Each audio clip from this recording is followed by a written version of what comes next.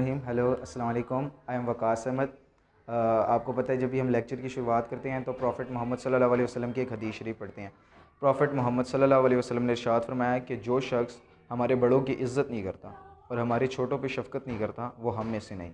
यानी अगर कोई शख्स अपने माँ बाप की, अपने बुज़ुर्गों की इज़्ज़त नहीं करता और कोई बड़े हैं वो अपने छोटों से प्यार और मोहब्बत और शफ़क़त से बात नहीं करते तो उन्हें मुसलमानों की कैटेगरी में शुमार नहीं किया जाएगा। इसीलिए हमें चाहिए कि हम अपने बड़ों की इज़्ज़त करें और छोटों पे शफ़क़त करें। बिस्मिल्लाहिर्रहमानिर्रहीम। रियोलॉजी से रिलेटेड आज हमने पढ़ना है। रियोलॉजी वाला चैप्टर स्टार्ट किया है। ये बी फार्मेसी में 4th सेमेस्टर का है और डी फार्मेसी में 2nd सेमेस्टर का टॉपिक है।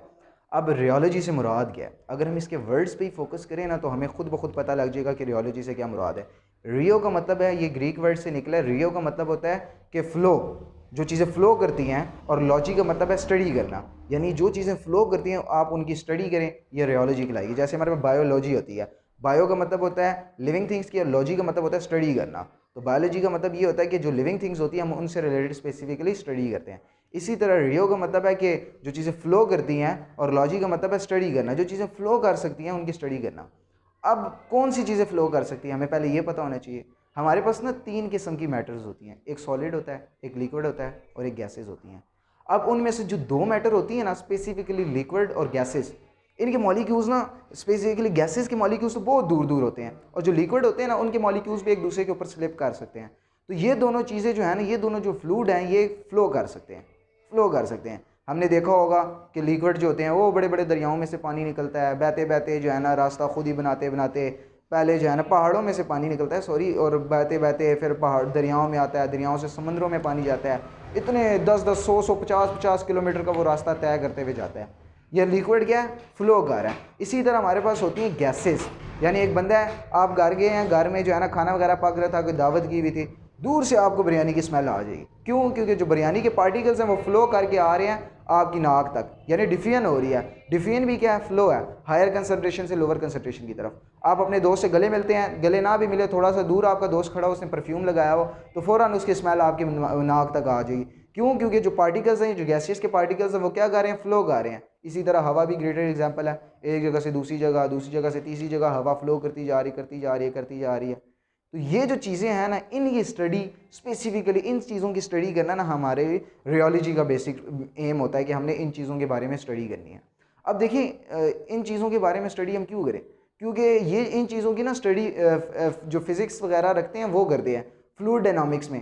फ्लूइड डायनामिक्स की वो स्टडी करते हैं, आगे जाके जो है ना इन्वायरमेंट से रिलेटेड उन्होंने पढ़ना होता है, इन्वायरमेंटल जो फिजिशियन होते हैं, इसी तरह उन्होंने जो है ना आगे इससे रिलेटेड पढ़ना। तो हम फार्मासिस्ट, एज अ फार्मासिस्ट, इसके बारे में क्यों स्टडी करते हैं?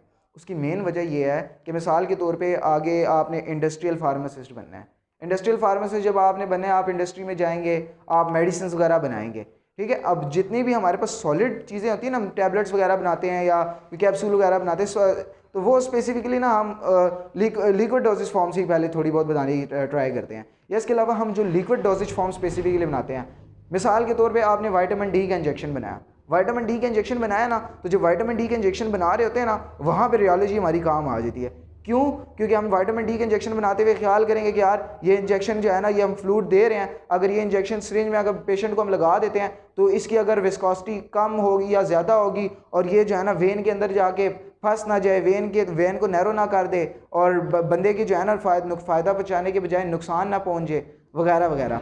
उसके अलावा अगर कोई आई ड्रॉप्स बनाने हैं, ईयर ड्रॉप्स बनाने हैं, उनकी जो है ना आपने फ़्लो को चेक करना होता है। वहाँ पे जब बना भी रहे होते हैं कि यार एक कंटेनर में बना रहे हैं तो दूसरे कंटेनर में डालते हुए ऐसा ना हो कि आधा सा जो फ्लूइड है वो नीचे ही रह जाए और दूसरे कंटेनर में जाए ना, या आप दूसरे कंटेनर में डालने के बाद जो है ना आप उसको जो है ना पैकिंग में डाल के भेज देते हैं, तो अगर वो कोई बंदा उसको आँख में डालता है तो वो फ्लूइड आगे फ्लो ही ना कर सके और वो आंखों के इर्द गिर्द फंस जाए, ग्लाइकोमा हो जाए या कोई और मसले मसाइल हो जाए और बंदा अंधा हो जाए।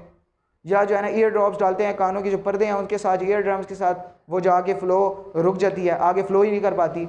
तो ये सारी चीज़ें जो है ना बंदे की सर्वाइवल के लिए भी बड़ी इंपॉर्टेंट है, और एज अ फार्मासिस्ट हमें पढ़ने की ज़रूरत पड़ती है इन चीज़ों के बारे में कि यार इन चीज़ों के बारे में हमने पढ़ना है ताकि आगे इंडस्ट्रियल फार्मासिस्ट वगैरह में जाएँ या और भी फील्ड्स में जाते हैं। फार्मासिस्ट का और भी काफ़ी सारे काम होते हैं, जैसे कॉस्मेटिक्स है, कॉस्मेटिक्स से रिलेटेड भी फार्मासिस्ट के बहुत सारे काम होते हैं कि आपने ऐसे मेकअप का सामान या कोई ऐसी चीज़ें इस्तेमाल करनी है, स्पेसिफिकली जो लिपस्टिक्स वगैरह इस्तेमाल करते हैं, ताकि उनकी स्किन को डैमेज ना कर सके, उनको स्किन को नुकसान ना पहुंचा सके। या हम लोशन वगैरह बनाते हैं स्पेसिफिकली कैलामाइन लोशन, वैक्स और वैसलीन वगैरह, उनकी हम फ्लूइड की फ्लूडिटी को चेक करते हैं, उनकी फ्लो प्रॉपर्टीज़ को चेक करते हैं कि यार ये किस तरह फ्लो करती हैं, किस तरह जो है ना हमने उसको बनाना है, मैन्युफैक्चरिंग करनी है। उसके बाद जो है ना एक कंटेनर से दूसरी कंटेनर में डालने के बाद पैकिंग करनी है, उसके बाद उनकी स्टेबिलिटी को मेंटेन करना है।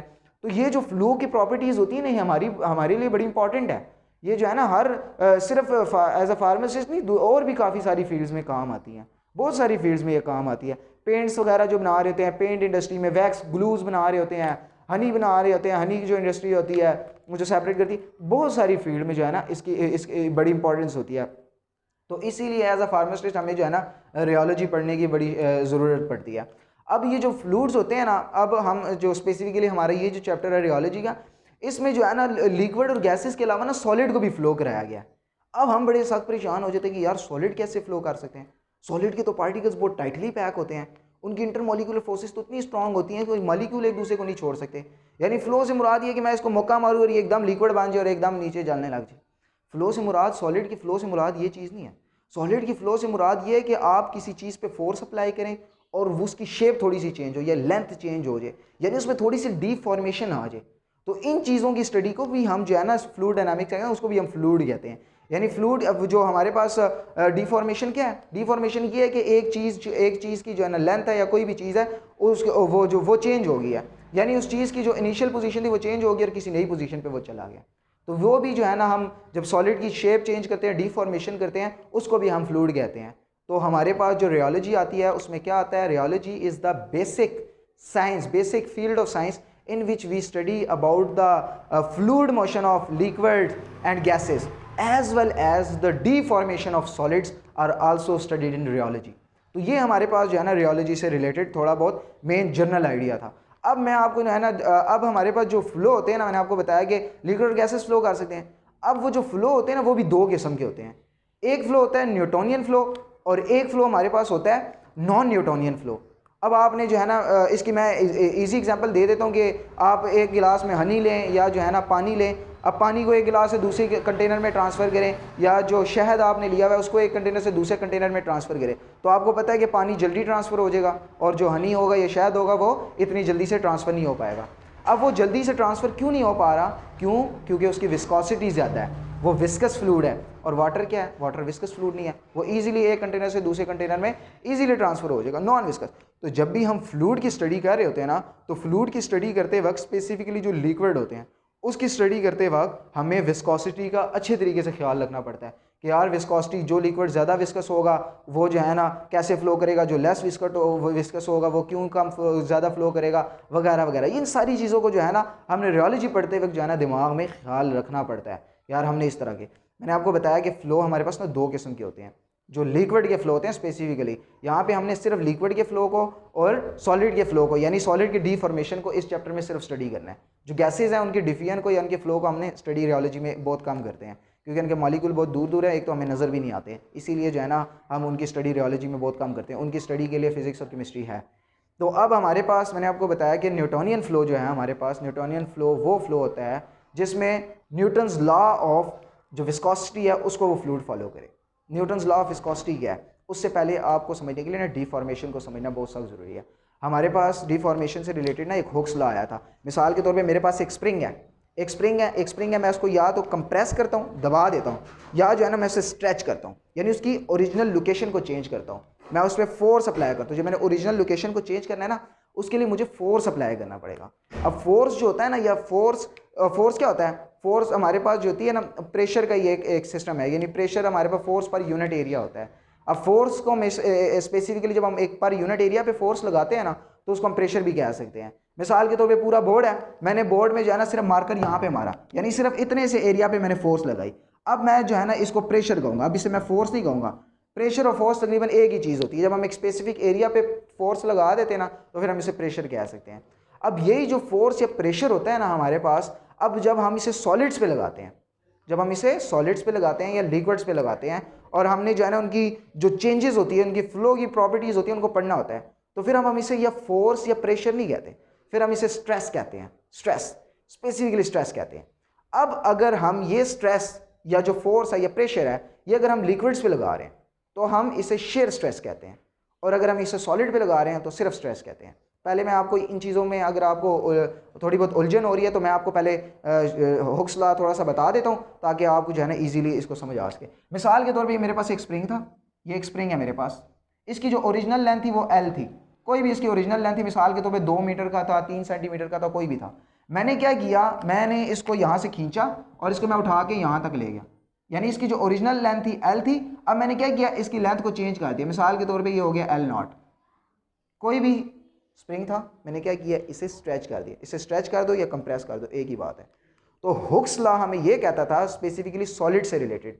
देखिए मैंने आपको बताया कि सॉलिड, लिक्विड और गैसेस तीनों फ्लो करती हैं, लेकिन इस चैप्टर में हमने स्पेसिफिकली सॉलिड और लिक्विड से रिलेटेड पढ़ना है।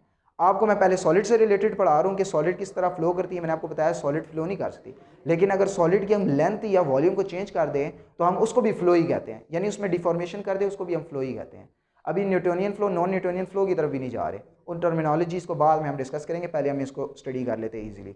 तो मैंने आपको क्या बताया कि हमारे पास एक स्प्रिंग था, उसकी लेंथ इनिशियल एल थी, हमने थोड़ा सा उसे आगे कंप्रेस किया या स्ट्रेच किया, उसकी हमने लेंथ को चेंज कर दिया, वो एल नॉट होगी। अब यहाँ पे ना हुक्स लॉ लगता है। हुक्स लॉ में ये बताता था कि हम जितनी ज़्यादा फोर्स लगाएंगे उतनी ज़्यादा जो है ना लोकेशन चेंज होगी, यानी इतना ज़्यादा वो स्ट्रेच होता जाएगा with in the elastic limit. यानी हम उतनी जितनी फोर्स लगाते रहेंगे, स्प्रिंग इतना खुलता जाएगा।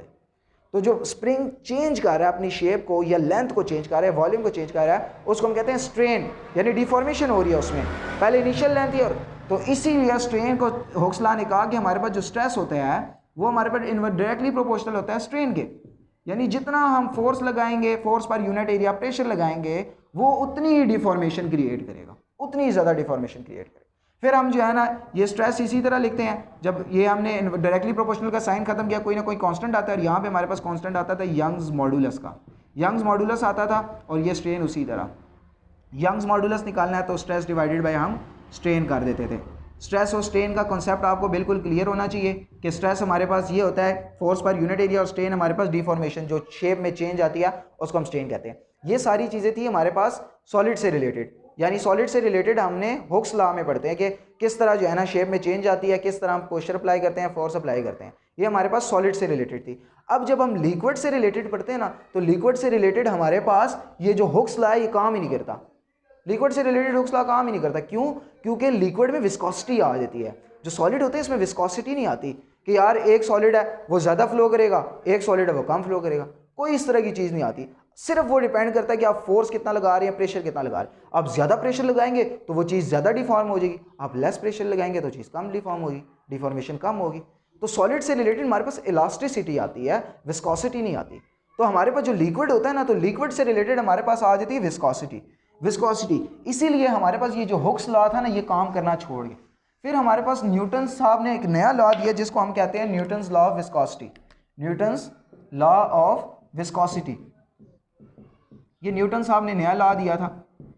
अब हमारे पास जो न्यूटन था ना उसने बहुत सारी चीज़ों पे काम किया था। उसने लॉ ऑफ मोशन भी हमें दिए, न्यूटन्स के जो सबसे बेहतरीन लॉ थे। उसने लॉ ऑफ ग्रेविटेशन हमें दिया कि जो हम ग्रेविटी से रिलेटेड जो है ना किस तरह दो हैवी बॉडीज़ के दरमियान जो बड़े बड़े सितारे हैं उनके दरमियान डिस्टेंस फाइंड कर सकते हैं, उनका मैस फाइंड कर सकते हैं, और उसके अलावा वहाँ पर जी की वैल्यू फाइंड कर सकते हैं। उसके अलावा हम टाइम लैप्स फाइंड कर सकते हैं, और बहुत सारी चीज़ों पे इसने काम किया। उसने स्पीड ऑफ साउंड हमें मैयर करके दी, स्पीड ऑफ साउंड के बारे में बताया, लाइट की प्रॉपर्टीज़ के बारे में इसने हमें बताया। उसके अलावा इसने स्पीड ऑफ लाइट के बारे में हमें बताया, लॉ ऑफ मोशन के बारे में, बहुत सारी चीज़ों के बारे में बताया। इसीलिए इसे सबसे ज़्यादा जीनियस साइंटिस्ट कहते हैं। इसके अलावा हमें इसने लॉ ऑफ विस्कोसिटी भी दिया था, एक लॉ ऑफ विस्कोसिटी था। अब जिस तरह हुक्स का लॉ था ना, हुक्स ने बेसिकली ना न्यूटन्स का लॉ ही कॉपी किया था। न्यूटन्स ने क्या कहा? न्यूटन्स ने ये कहा कि अगर आप किसी चीज़ पे जितनी फोर्स लगाएंगे तो वो चीज़ उतनी ज़्यादा डिफॉर्म होगी, जो हुक्स ने बाद में कहा सॉलिड से रिलेटेड, क्योंकि सॉलिड हमें इजीली पता